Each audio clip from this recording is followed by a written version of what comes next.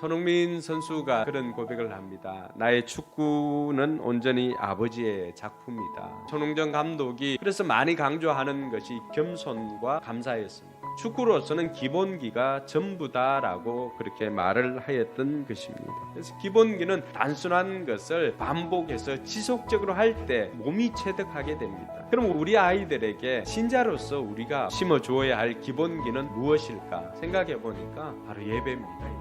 우리가 예배를 가르칠 때 무엇을 가르쳐야 될까 고민하다가 찾아냈던 본문이 이 본문입니다.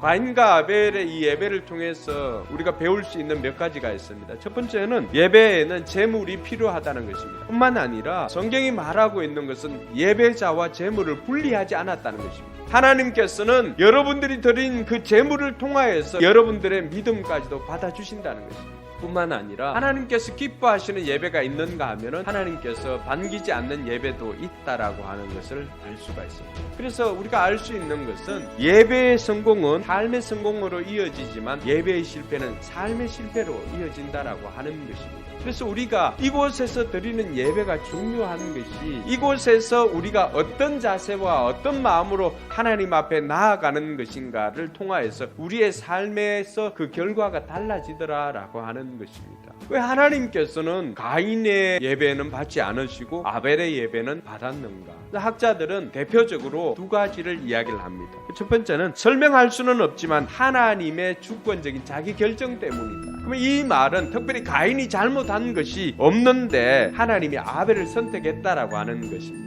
이 말은 어디에 걸리는가 하면은 히브리서 11장 4절에 보면은 믿음으로 아벨은 가인보다도 더 나은 제사를 드렸다라고 했습니다. 그리고 피 흘림이 없은즉 사함이 없다라고 해서 가인이 드리는 예배에는 피 흘림이 없었다는 거죠. 그런데 레위기 2장에 보면은 소제는 곡식으로 드리는 예배입니다. 거기에는 피 흘림이 없습니다. 그래서 이 말도 걸리는 것입니다. 그러면은 가인이 드리는 제물과 예배는 하나님께서 반기지 않았고 아벨이 드리는 것은 받았는가? 성경에 나오는 그 맥락을 잘 살펴보아야 합니다. 제물의 종류가 아니라 제물을 드리는 가인의 마음의 내적 상태에 대해서 이야기를 합니다. 가인에게는 하나님 앞에 예배를 드리는 그 상황에서 하나님을 경외하는 마음이 없었습니다.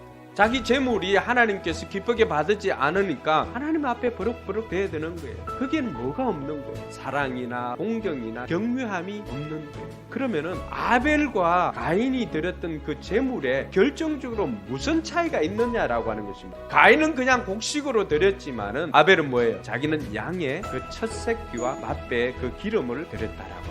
우리 예배나 우리 예물이나 우리의 마음에 사라진 것이 있다면 그 첫 번째 것을 구별하여서 드리는 이런 믿음의 자세나 믿음의 태도가 우리에게 사라졌다는 것이죠. 아벨에게는 가인에게 없었던 하나님을 공경하는 그 믿음의 자세와 태도가 있었다는 것입니다. 첫 새끼는 아벨의 믿음의 표현이었습니다. 이것이 둘의 제사의 결정적인 차이입니다. 즉 제사 드리는 자의 믿음의 차이였다라고 하는 것을 알 수가 있습니다. 하나님에 대한 믿음의 태도로 가장 처음 것을 드린 이 아벨을 통해서 우리가 자녀들에게 가르쳐 주어야 할 가장 기본은 뭔가? 바로 예배 드리는 자의 자세와 태도라고 하는 것입니다. 제물의 종류보다 더 중요한 것은 그 제물을 드리는 자의 마음 자세가 중요하다라고 하는 것입니다. 그러면 우리가 우리 자녀들에게 무엇을 어떻게 가르쳐야 되는가? 첫 번째는 하나님을 대하는 태도를 가르쳐 주어야 됩니다. 그래서 저와 여러분들이 우리 자녀들에게 하나님을 경외하는 태도를 가지고 최선을 다해서 하나님 앞에 나아가고 예배 시간에도 그러한 자세를 가지고 예배에 임해야 된다는 것을 우리가 가르쳐 주어야 합니다.